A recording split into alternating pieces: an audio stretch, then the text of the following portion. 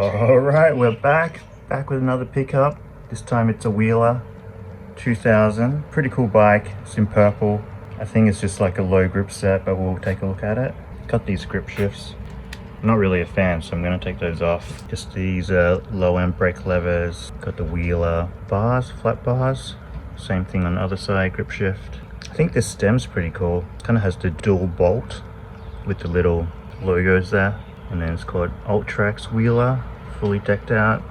Interesting little cable hanger there as well, with a little protective plastic sleeve. I'm not sure what headset this is, but you can see a little spider there. And then yeah, just the cable's a little frayed. Wheeler sticker on the front, and then the brakes.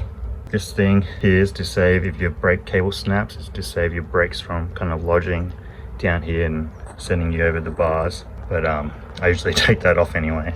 Just low end brakes, and then these wheels, I think these are Wheeler hubs, but I don't think they're anything too special. But yeah, once again, a lot of rust on the spokes, so I don't know if I'll keep those. I might be able to save this because the rust looks lighter than these ones. So yeah, we'll see how we go with those. Tires, Wheeler tires. So it looks like Wheeler really decked this out with all this stuff. Cool graphics on here, the purple and the orange. Old school bottle cage. I think that's pretty cool. Here, front Mac, Olivio or something like that. The low end.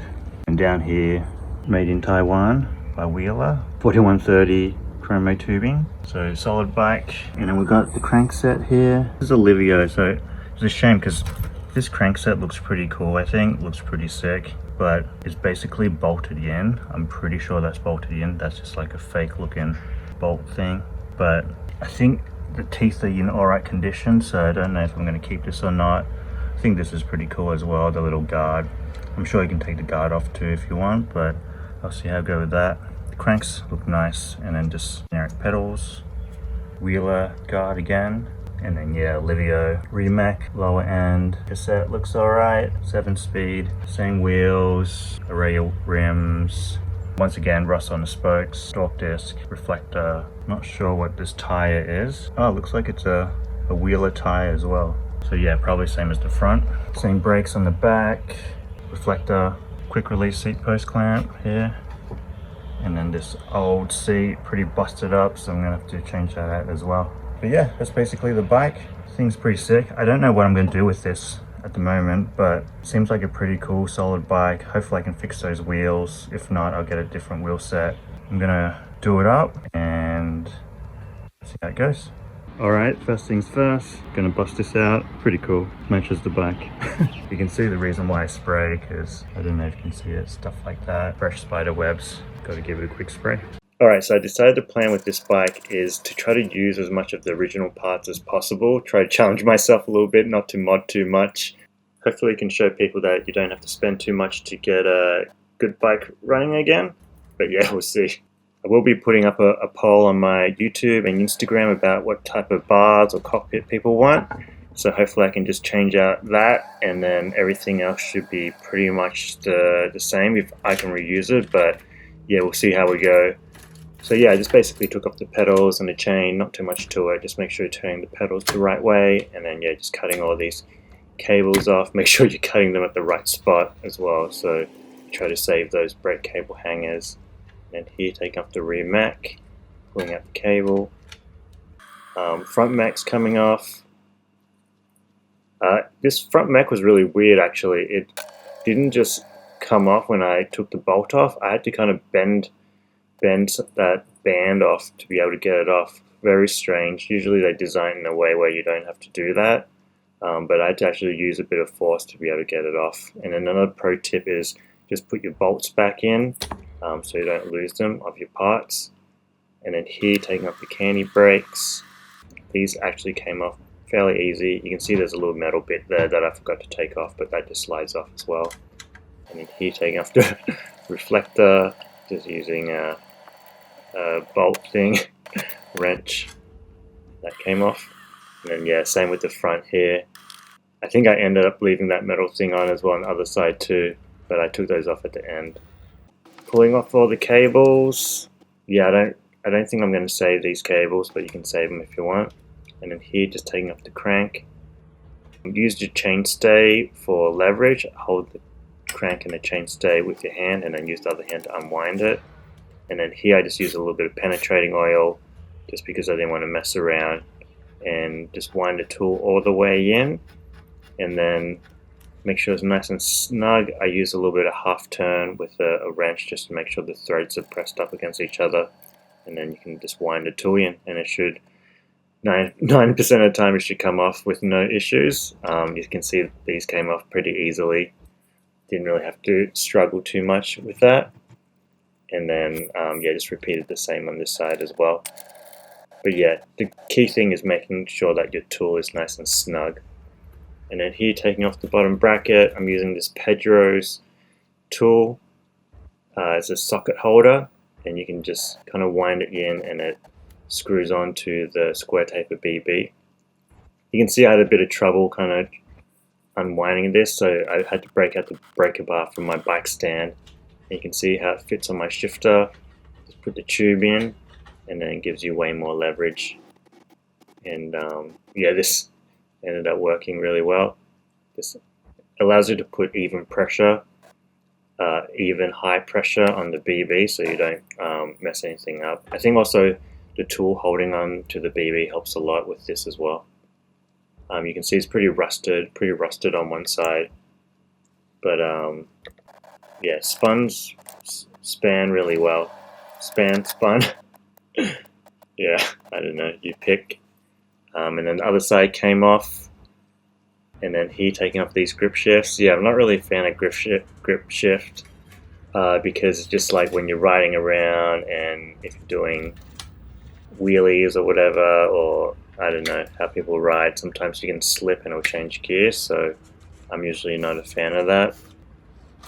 But you need to take it off with these kind of little bolts.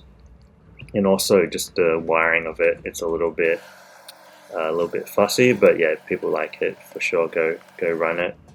Here, a little pro tip, using a little bit of metal bit to kind of lift up the levers to get it off. And then same with the other side. Here, using a little bit of tin from a beer can just to get these little covers off. And then yeah, just unwinding the bolts. That came off pretty easily. Just shake it off. Sometimes I leave in the bar if the quill stem is tight, but I decided to take a risk and took it off because you can use the bar for more leverage, but the stem came out so easy, so didn't have to worry about that. The seat post was actually pretty in there. It took a little while before I could get it out, but just a little bit of twisting motion. It was super tight for some reason. But yeah, also the post was super long. You can see how it was sitting in there, so I guess it could be used for a tall rider, this bike. And then here, just taking off the seat post clamp, taking off the bottle, bolts, and also the cage. The cage is pretty cool, I think, kind of the old school plastic and alloy ones. And then yeah, that's it. Alright, everything's off, looking pretty sweet. Got the wheels off there. Here's all the parts. Everything came up pretty easy. I think the only hard bit was the BB. I'm going to leave the headset on right now and just give it a clean. Give the whole frame a clean so I can keep these attached. Yeah, I don't know if you can see, the frame is kind of like faded on top in certain areas. But I think it's going to look pretty sweet. A little bit dusty here and there. Nicks. Pretty sure this is from the lock that was on it. Just like kept banging on it, which is a shame. But I'll see how I can touch that up a bit. But yeah, I think it should clean up pretty nicely. Just giving the frame a once over here, just using detergent and water spray, just dish detergent mixed with water, and then just using a nylon brush to kind of brush up all the dirt. I've also stopped putting my bike frame on the bike stand. I find it's easier on the ground, just easier to move around and clean this way. Maybe if you have a bigger space, it'll be easier on a bike stand. But yeah, that's kind of what I did. And then here, just using an old spoke that I sharpened to get rid of this crud. It's pretty gross. I don't know what it was. It was super hard though. I think it was maybe dried up grease that's been there for a long time, or maybe tree sap or something. I don't know. But yeah, it took a while, but it came off. And then here, just cleaning the underside of the frame. taking off the cable guide and just giving a spray and wiping that down. Alright, just noticed there's a little dent here and here. You can press it in pretty hard, doesn't really do anything. So yeah, luckily that's why people say steel is real. So yeah, if it was aluminum it would be a bigger, way bigger problem. But here, just cleaning the headset again, or the head tube. I decided to keep the fork on for now. I usually do that so it's easier to clean, and then cleaning out the dropouts. Once again, just with a nylon brush there, and everything came off. Alright, so the frame's basically all done, like 95% clean. What I'm going to do is use T-Cut. This is just a different bottle. It's a color restorer for cars, and hopefully it'll bring up some of these. It will definitely get rid of stuff like this, like these little white lines and these little black marks. I think anything that's kind of on top of the paint it'll get rid of, but these, I don't know if you can see these little stains here, probably won't get rid of those. But I'm just going to give it a once over and it should freshen up pretty nicely. So yeah, how it works is it basically takes a very thin layer off the top. It's a cream with an abrasive on it, so yeah, you just kind of rub it on and it should kind of freshen up. It has some type of chemicals in it that stops it from oxidizing, stuff like that. But yeah, it works really well. You kind of wipe it on, do as much as you can. I usually do 1 tube at a time, and then after you put the cream on, you spray it down with water and wipe it with a clean cloth, and then just repeat that for all the tubes. Alright, you can see it's completely removed those black marks that I was talking about, and the white one kind of. But yeah, it'll remove stuff like that, but probably not stuff like this. And then here, yeah, just chucked it back on the stand again to do the forks, so I could kind of rotate the forks around. And then yeah, just repeated the process on the fork and the head tube.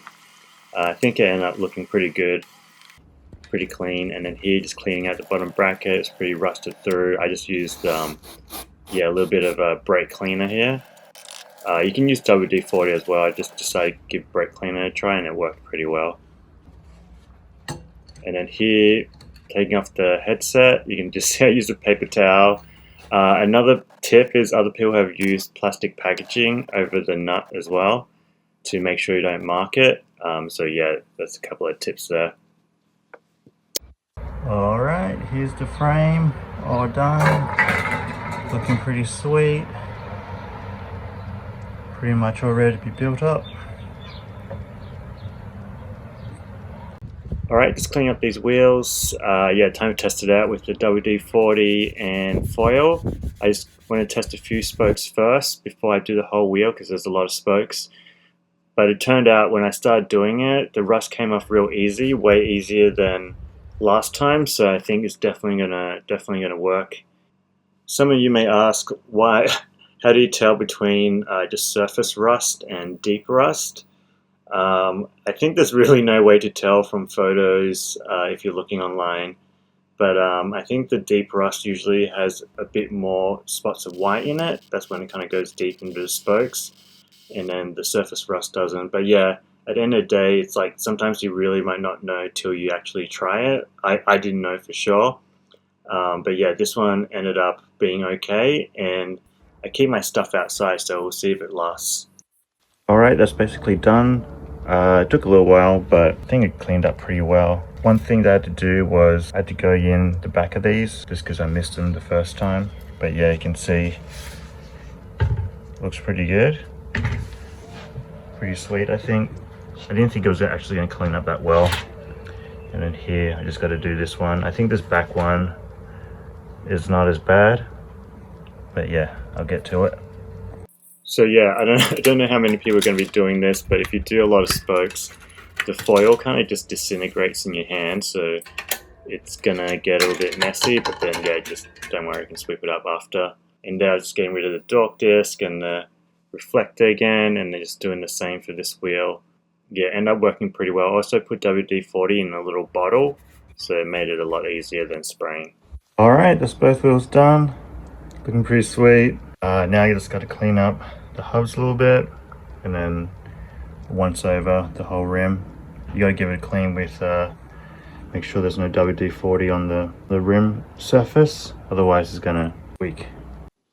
cleaning the cassette here. So yeah, just take off the skewer, and then to take off the cassette, you got to use a spline tool. I did put WD-40 here just because it seemed pretty rusted. I just didn't want to waste time trying to get it off, so just a little WD-40 in there to help it.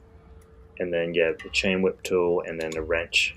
But yeah, overall, it seemed like the teeth were in pretty good condition, and I think overall you can kind of tell if things are in good condition, one or two things are in good condition, and the bike's stock, everything else is going to be pretty good.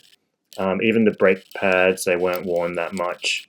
So yeah, I think overall this made the whole bike pretty easy to clean. The hubs spun pretty well as well, so I was happy with that. Here, just a little bit more WD-40, wire brush, trying to get it off. You can just try your best not to get the WD-40 inside the cones there. If you're not going to repack the bearings. If you're going to repack the bearings, then of course don't have to worry about it. And then here, just give it a clean all over. Wire brush, WD-40, nylon brush. Yeah, I don't think I used the wire brush too much for this one, because it was mostly just dirt and grime. You can kind of just like brush it off, which was pretty cool. I will say that there was a bit of disgusting hair all along the hubs, so getting that out with the spoke was pretty gross, but yeah, had to do it, had to get rid of it. You can see it there, me cleaning it. Alright, that's it, both wheels done, looking pretty good, nice and fresh. The wheels, the hubs spin pretty well, so these are basically ready to go. I think these came a long way from how they were, so yeah, pretty happy with it. Alright, going to try to save this BB. You can see that it's pretty rusted on one side, but I'm thinking it's only on the outside, so it should be pretty good. There's a lot of gunk in there. You can test how good the BB is by spinning it and then seeing if there's any play in the BB. It's probably better to do this with cranks on as well, because you're going to get a little bit more leverage, and that's kind of how they react. But yeah, if they spin alright and feel alright, then it should be alright. So just trying to get rid of the rust off the top, using WD-40. Try not to get WD-40 into the bearings, of course, otherwise you're going to have to flush them out and re-grease them. But I end up taking the washer off, the rubber washer off here, cleaning it, and then there was a bunch of dirt on this washer, but I was able to get everything clean, and also the condition of the rubber was still good. It wasn't cracked or dried out or anything, so that's another good sign. So here it is, all cleaned up. I ended up putting re-greasing the bearings here, nice and fresh, and then this rubber washer just kind of presses on top. There's also another cup that goes on the other side of the bottom bracket, so that's going to help press against it as well. Here's that cup that I was talking about, and once again giving it a quick clean, brushing all the dirt off. This is just plastic, so there's not too much to it. You can't really get rust on this, but yeah, just cleaning the outside and the inside, nylon brush again, and then that was all ready to go. So yeah, seeing I don't really like having tons of parts around, my new thing is to just install it as it's done. So I'm going to go ahead and install this BB. So greasing up the threads here, and then yeah, as I was putting this on, I was wondering like, oh, why didn't it fit? And then I realized if you look on the actual BB, there's a left and a right, which is a little bit tricky because usually the solid side is on the drive side, but for this bottom bracket, for some reason, the solid side is on the left, which is kind of new to me, which is pretty interesting because for the last build, I tried to install the BB the other way as well. So yeah, kind of like twice in a row that the BB tricked me. So yeah, just double check. If it has markings, usually it's pretty easy, and then make sure you don't go ham trying to thread it in, otherwise we'll cross thread it without knowing. And here, putting that on, that went on pretty easy, just grease it up. I just used the tool and the shifter, and then just make sure you're turning it the right way. There we go, all done on that.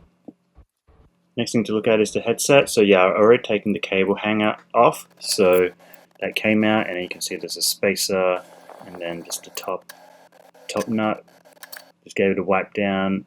Here you can see the bearings. The bearings, the grease was kind of gunky, but the bearings themselves look pretty good. It looks pretty clean in there. No rust, no pitting or anything. You can double check the cups as well as the race for that. the crown race. Overall, pretty good condition for a headset this age. And yeah, I just want to give it a clean up. I'll repack it with grease, and then it should come up pretty nicely, I think. Yeah, this was actually pretty easy to clean. So yeah, here you can see the top. Again, just use a little bit of WD-40 and a nylon brush just to get rid of all the old grease. And then I did a little bit of the top tube as well, just because I saw some stuff I needed to clean. And then here, all the parts, just WD-40. And a good tip here is you can just wipe everything off with a paper towel, and then it keeps things kind of real clean. You can just wipe the grease off instead of trying to wash the grease down into the sink. This method works for me anyway. I find it a little bit better. And then here you go. That's kind of all done as well, all ready to be installed. So yeah, again, didn't want to have parts lying around, so chucking these on. Make sure you grease it up. I also greased the inside of the bearings. I think some people, or I don't know, in the past I haven't really done this, but I tend to do it now just because it really helps distribute the grease, and it makes for a smoother headset, or it feels smoother anyway. But yeah, you know, you gotta test it for yourself. Here, just putting it in. Also, you gotta make sure your bearings are facing the right way. Usually the round side is towards the round cup. That's a good way to remember it, but of course make sure you test it, and yeah, it really only fits one way, so if you put it in and it doesn't feel good, you gotta flip it. Here, putting on the spacer and the nut. I'm gonna have to find another spacer if I don't run the little cable hanger, but I think it's good for now. So yeah, bottom bracket done and headsets done, all ready to go. Alright, it took me a while to decide, but I decided I'm going to go with the original group set because it's in pretty good condition, and I think most people who kind of restore bikes, they're not replacing a bunch of stuff, so this will be kind of cool just to show people.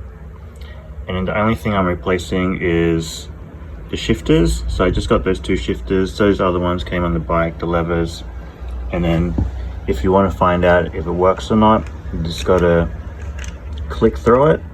So I have a 7-speed cassette, and it should click through 6 times on the right one, and then on the left one I'm running 3x, so it clicks twice.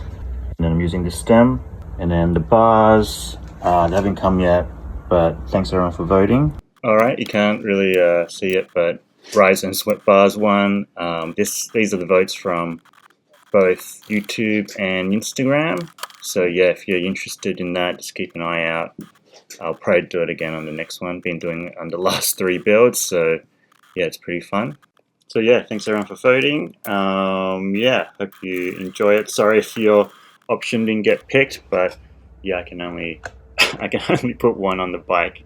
Yeah, here just cleaning all the stuff with the vapor rust. I was just basically sorting out the stuff I should soak and stuff that I shouldn't, and I have to do it in parts because I just have this vapor rust container that's kind of small, and I didn't want to crack open a new one or make a big container, so I just did bits at a time. But here you can see, yeah, the cassette and levers came out pretty nice. Everything else came out pretty nice. I think I soaked it for a few days. I can't remember, just, yeah, definitely at least 1 day. And then just, yeah, give it a rinse, and you gotta soak it with WD-40 after, or at least coat it just to help protect it from flash rusting. But yeah, shined up pretty nicely these parts. So basically just the brakes and the cassette and the brake levers. But yeah, there were a lot of parts because of the canti brakes themselves. Some of the stuff didn't really, the rust didn't come off 100%, so I decided to soak it again. And this is just a little strainer from IKEA. I just bent the handle up. It's a T strainer, so I just chucked that in. And then here, I didn't really have to chuck the whole lever in, but there was just rust on the bolts, so I just put the whole thing in anyway. And then here, just cleaning up the cranks. The cranks I didn't soak because they were in pretty good condition. I think there was just dirt on them. There wasn't too much rust. I was able to clean them up pretty well. Just using WD-40 again, just getting rid of all the stuff. But you can see here, I think they look pretty good. Pretty nice cranks. I wish they were bolted though. And then here, putting the cassette on, there's a gap where the hub is, where it's a little bit larger, and you just got to line that up with the cassette and it should just slide on. And then the little sprockets are the same. Don't forget the little spacer to make sure it's spaced out the right way. And then yeah, you click it in. It says 40 Newton meters, but yeah, you just do it up pretty tight. There we go, that's all done, spinning well, cassette's nice and quiet, if you like quiet cassettes. And then yeah, chucking the wheels on, installing the crank arms, a little bit of grease goes a long way. Yeah, just a little bit. I think I used to put way more on, but yeah, it was a little overkill. I think now that I learned, probably just need a thin layer. And then here, just winding it on, you just got to wind it on till it goes tight. You'll feel when it kind of comes to a stop naturally where you can't wind it anymore, and that's probably a pretty good tension. So just use your feel for this. You don't want to crank it down and it keeps like going harder and harder, because you could warp the crank arms. Yeah, at the same time it should also be pretty snug on there. So yeah, it's hard to explain, but you just got to wind it down till you feel like it's going to take you tons of effort to wind it down more, and then that should be where you stop. Alright, these bars finally came. These are FD Kobe bars that I got from eBay. I'll leave a link in the description if you want them. Alright, these are the bars. I think they're pretty sick. These are just off eBay, the 640 wide end to end. Maybe like a 45 sweep, maybe a little bit closer. And then it's kind of curved with the rise. And you can see maybe rises, I don't know, like 80, 90 mil. 25.4 clamp. See how they go. So yeah, I don't know if I need a longer stem or not, because you can see it sticks quite far back here. I think the stem is going to be something like this. It might be alright, but we'll see. Alright, so I said I wasn't going to do that many mods, but found this stem which is pretty cool, and it's the right length, I think. The only problem is there's like a lot of rust here, so I'm going to drop this in the vapor rust and hopefully it gets rid of it. It might flake the paint off, kind of like what's happening here. If it's too bad and I can't fix it up, I'm gonna just strip the paint off the whole thing. But yeah, we'll see how we go. Okay, so I just took it apart, wiped all the grease off. See how this goes. You can see it's pretty rusted. Drop it in there. I think these are basically done. I think those little bits will just wash off, so I'm gonna take this out.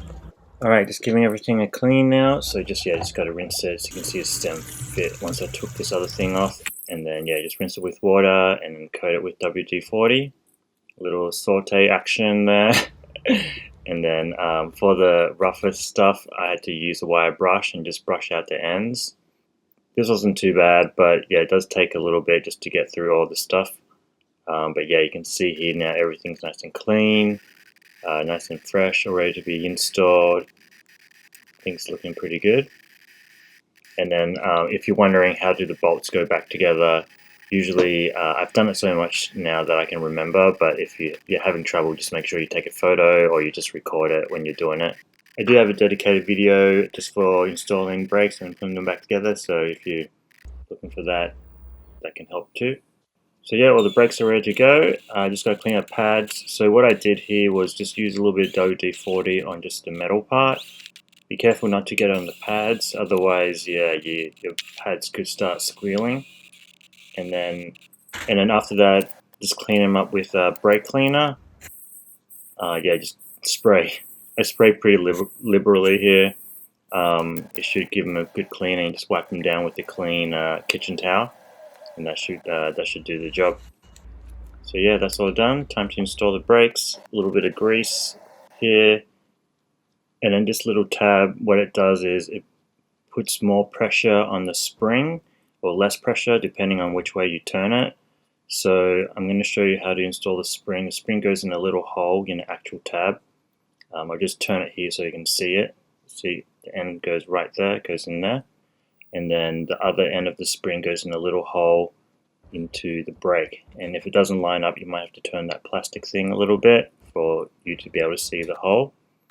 And then you just wind this down tight, and I adjust the tab so the tab's facing outwards. That's usually the default setting. And then you can wind it clockwise or anti-clockwise depending on how much pressure you want on the spring. And you might be asking, why do you need more pressure on the spring? So basically the spring is going to help you even out the tension on both sides. So both the brakes pull into the rim at the same amount of pressure. Usually this is something that you set until when you put the brake cable in and the brakes are fully installed.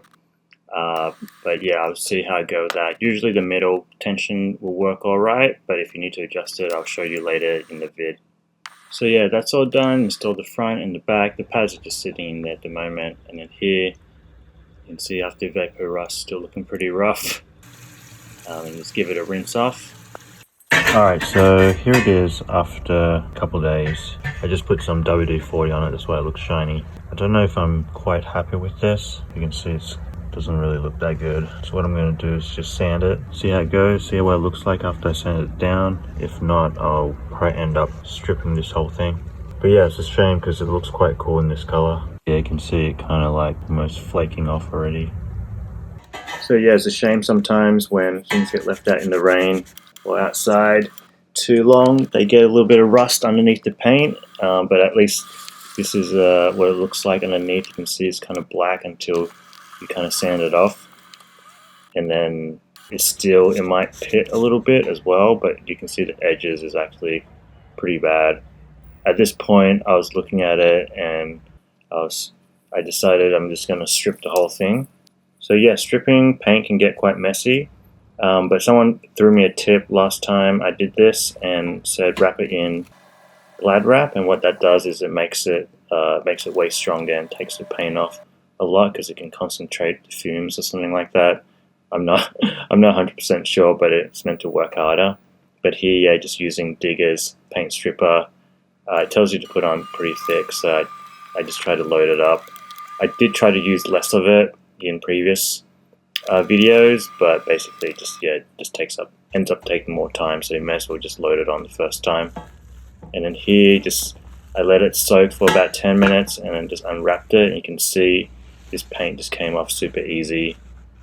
So yeah, I think the Glad wrap worked really well, and also I think the paint isn't as strong on this stem as well, so that made it a little bit easier. But yeah, it's still quite messy. I should have taken the T-bone stickers off first. For some reason I thought they would just melt off. But yeah, gave it a rinse, and you can see this is what the rust looks like underneath. Pretty rough looking. So I used my drill press to try to get most of it off. You can see it coming off right there. And then yeah, just WD-40, and then the tool bit, it's just a rubber bit. But yeah, just repeat the process, use a little bit of sandpaper sometimes. And there was a little bit of paint still kind of left on there, so what I ended up doing was just re-stripping the paint on those hard to get bits. Yeah, it was a little bit annoying just to have to do it twice, but it's easier than sanding it, so you got to pick the lesser of the two evils. A little bit of drill press action, a little bit of sandpaper, just 600 wet and dry, back on the drill press. Yeah, it took a lot of effort. But yeah, I was getting pretty close, so just want to give it one last soak. Hopefully that protects it and gets rid of any of the final rust. And then here are the other bits that were soaking the vapor rust. You can see that sometimes when you take it out of vapor rust, it looks like it's still rusted, but you can actually just wash it straight off. Yeah, that actually tricked me a few times, but yeah, everything came off. And you can see here, looking pretty good, looking like new again. Pretty good. And I just did the same for all the other bits. The bolts were a little bit harder, and then same with this little top cap for the stem. But yeah, just use a wire brush and WD-40. Sometimes it's hard to get in the hole, but it just takes a little bit more work. And then you can see this top cap, there's actually rust underneath the paint, or it's starting to brown. So I decided just to sand off the whole thing, just off the top. Bust out the drill press again, and I think it's going to go well with the raw stem. And then a little bit of sandpaper, 600 again, and yeah, this is what it looks like. I think it looks pretty good. Alright, it's finally time. I think it's finally done. Give this a wash. Sometimes some people even leave this vapor rust on, but I'm going to give it a quick rinse. Basically just rinsed it and covered it with WD-40 just to try to protect it a little bit. I let it soak and dry off, and then just putting everything back together. Alright, here it is, all done. Yeah, I'm pretty psyched with how this turned out. I think it looked pretty cool. Took mad effort though, but I think it's worth it. Pretty sick. Alright, just kidding, it's not actually done. I had to clean it with brake cleaner right here and clear coat it as well. So yeah, just make sure you wipe it down with a clean cloth or clean rag. And then here, this is just Dura matte clear coat. I don't think it's super strong, but it will be better than nothing. I ended up doing 3 coats. You can spray some and then you can recoat it within an hour. And then just make sure you get the bottom bits as well. Here, just putting it up with a screwdriver so it doesn't touch anything. And then try to put it somewhere where it isn't dusty either. And then yeah, here's the second coat going on. What you want to do is put it on heavy enough so it looks wet, but not so heavy that it drips. And yeah, it kind of has like a matte finish to it, which I think looks pretty cool. This is what it looks like. And yeah, now it's done. So time to install it. I had to put an extra spacer here because we took out the other hanger spacer. And then just tightening it by hand at the moment. So you just want it to spin freely but not have any play. And then yeah, I wonder if I'm going to forget to actually tighten it with the spanner later. But yeah, just make sure you grease up your stem, put the stem in. I think that's looking good. It was also super windy that day. I don't know why. I was like, yeah, it's a bit crazy. And then the front bolt on the stem as well. Here, taking out these bars. A little tip. Yeah, this is kind of how you slide it in. You just slide the curve on the smallest opening. And if you need to rotate the bars, you can rotate the bars. I didn't have to do it here. And then just, yeah, make sure it's centered and tighten it up. Alright, here it is, looking pretty sick. Yeah, pretty happy with this, how it turned out. Sometimes you don't really know how it's going to turn out till you put it on the bike. You can kind of like picture in your head and make a guess, but yeah, sometimes you don't know. But pretty happy with this kind of rolling the dice on these eBay handlebars. Hopefully I can try them out so you guys don't have to. And then here, just putting the brake lever and shifter on. No brainer here, just put them on.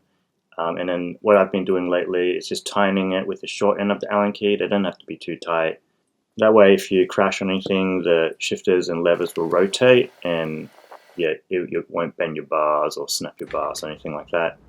But yeah, I think this is more of a commuter, so it shouldn't be too much of a problem. And then here, putting on these grips. These are just old Giant grips, but they're in pretty good condition, so kind of just bang them on. I wet them first, but I think you might even be able to put these on dry if you just hit them at the right angle. But yeah, I just ran them under the tap. But yeah, I think they look pretty cool. I think they suit the bike as well. And then here's a little homage to Red Dread. Shout out Red Dread. Alright, here's a little pro tip. So usually I have my levers kind of lined up with the bars. So if you're leaning it up against a wall or something, it's not going to be just resting on just a lever. So you can see this is pretty tight. Well, I had trouble getting the seat post in. You can see it's a little bit bent. Basically, just wedge it out a bit like this. So use something a bit stronger, obviously. Alright, so you can just use the reflector that you took off. And then yeah, just give it a nice bend. Don't go too ham. You don't want to like snap it, just a little bit at a time. And yeah, that should fix it up. And then what you can do is give it a sand as well on the inside. Try to get rid of any burrs or anything. And I just gave it a brush up. And yeah, that was basically it. But on the quick release, I actually didn't clamp down on the quick release yet because I didn't want to undo the work I did. And then here, just clean the seat post. You can see it's pretty scratched up. Not too much you can do about it, but I'm just going to give it a once over. A little bit of sanding, 600 again. I just have 600 wet and dry sandpaper, like a whole roll of it. So that's kind of what I've been using. Make sure you keep spraying it with water to keep the sandpaper clean. And then here on the drill press a little bit, just a quick brush up, and then a little bit of clean WD-40, and I think I used foil here actually, and a brush. But yeah, looking pretty good now. Time to install the seat posts. Make sure you grease it up. I think after the sanding and the bending, it slid in pretty well. I think it's a super snug fit, so no scratching on the post when you move it up and down or anything, and I think that's kind of exactly what you want. And then yeah, just slide it in, clamp it in. For now, I don't know the height at the moment, but just guess, but I'll adjust this later. Alright, next up is just going to clean up these derailleurs a bit. I'm just going to give them a brush down and a wash and then drop them in the vapor rust. Same with the skewers. There's also the seat parts under here, which I'll do the same too. And the cable hanger, and I think these are pretty clean. I just give them a brush up on the top with maybe a brush. That's it. If you rinse your parts out and get rid of all the dirt and grease as much as you can, it's going to help your vapor rust work better and also last longer. I've still got to refilter mine a little bit. I just use a coffee filter and filter it through, but yeah, it's looking pretty gnarly. And then here, just cleaning these things. These are brake cable hangers, and they come in different sizes. These are both B, size B. It comes in A, B, C, D, I think. But usually, most of my stuff I get secondhand, so I only really have seen A and B. I don't know if you can actually even buy new ones of these. But yeah, you can look up the sizes on Sheldon Brown. Here, just measuring out the cabling. Make sure you just clear it after you cut it. Sometimes I file it and then just use a spoke to open it up.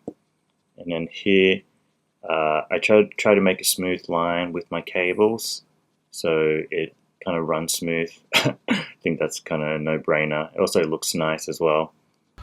And then here on this back, some bikes have this, a little kind of tube for the cable guide, but then a lot of them run a little bit of plastic as well. And here's just some I had left over to make the cable slide a little bit smoother. And then I was able to start installing the brakes. Just put the cable through, and then here's how you put it through this brake hanger thing. You just slide it through and then hook the other bit on your brake. On the other side, there's a little circle tab, you just hook it in. And then what you want to do is just line your brakes. I usually have them point straight up, kind of parallel with the bike. And then you fix up this little tab on top, make sure it's pointing down straight, kind of like that. Here you can see the alignment. Some people align it to the chainstay, but I try to align mine kind of like parallel to the bike. And then here, just tucking the cable in and cutting it. And then yeah, same thing with the front.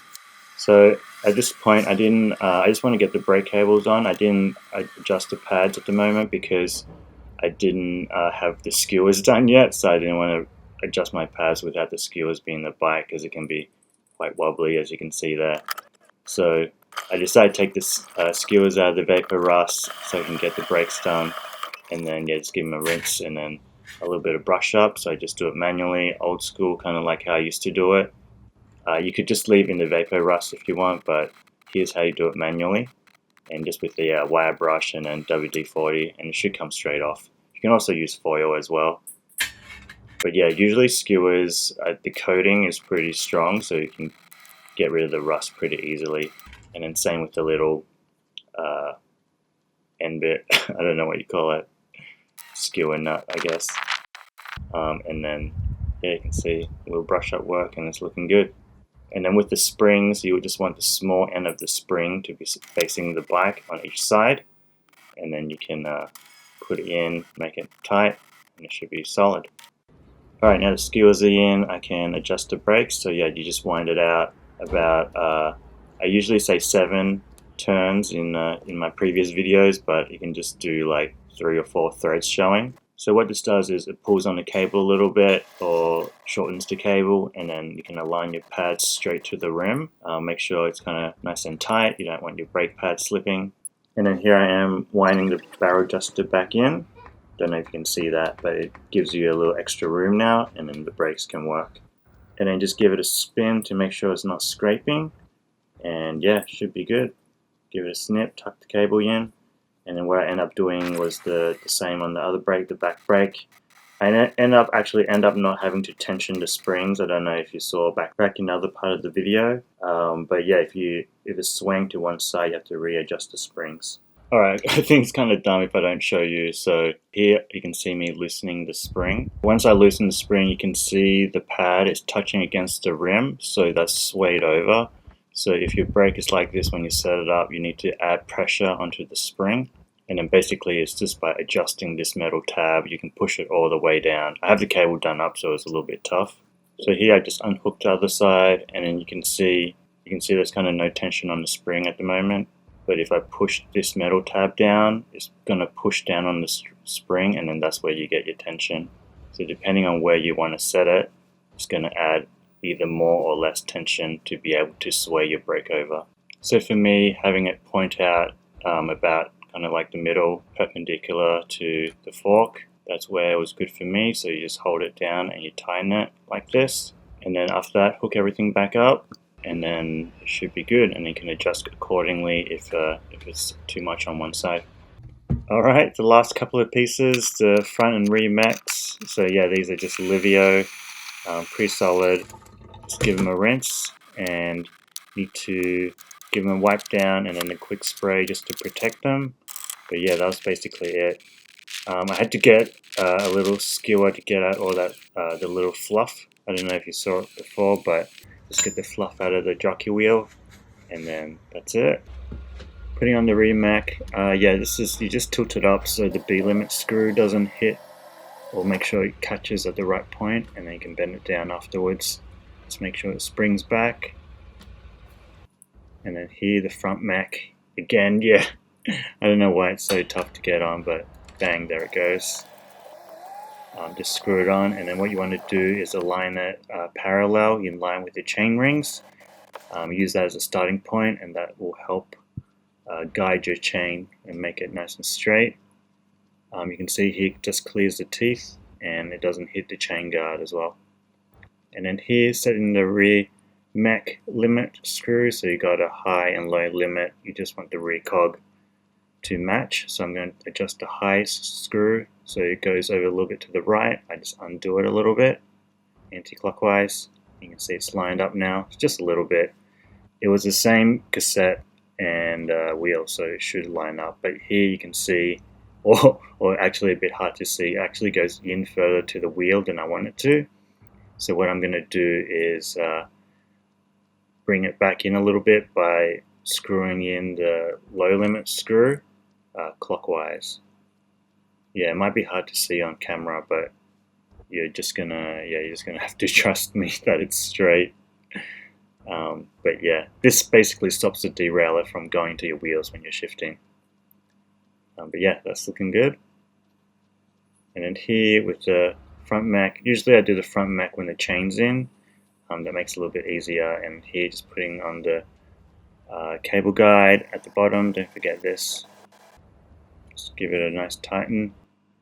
And then here, cutting the cables, the housing. So again, remember to clear the housing, and then putting the gear cables in. I just do it up tight. You can see it's working already. And same with the rear. You see I got rapid fire shifters now. And then just putting the chain on here. This is just a SRAM 8-speed. It comes out a little bit sticky, so I just clean it with this Smooth Lube prep cleaner. Just a couple of caps full, and yeah, it smells pretty good as well. It's like citrus type of smell, cleans it real easy. And then you just put the chain on, size up the chain, biggest cog on the back and biggest cog on the front, and then just add 2 4 links, or 1 4 link and 2 mini links. And then just remember to, if you have a quick link, remember to allow room for the quick link as well. And then you want the quick link just on top, and then squeeze the brake, and then just pull down on the crank, and it should squeeze in. And yeah, that's basically it. Looking pretty good. Just adjusting the gears now. You can see it kind of goes up and down, or up the rear, pretty easy. The rear was sweet the way it was. And then on the front, you can see it's shifting, but it's going to grind on the derailleur a little bit because I haven't hit it. And where it grinds right here, what you want to do is just back it off a little bit so it kind of clears the gap, and you just wind it until you don't hear any scraping sounds, just like that. And then the same thing on the higher side as well. So yeah, the scraping, just what you want to do is unwind it a little bit anti-clockwise, and it should clear. But yeah, pretty straightforward. It seems complex, but it really isn't. And then here, just waxing up the chain, or lubing up the chain. I think it's wax base, Smooth Lube cream. And you just, usually you leave it overnight to soak, and I just run my finger along the top to make sure it gets in there. Popping it here, putting on the seat. I didn't have time to get another seat, so just decided to chuck a turbo on at the moment, and I'll probably replace this, but I think, yeah, the turbo goes well with this bike. And then I almost forgot, but yeah, tying up the headset, just use 2 wrenches, tying it up against each other and should be fine. And just the final touches here, pretty sweet. And then just got to chuck the pedals on, this is the last thing, and that was it.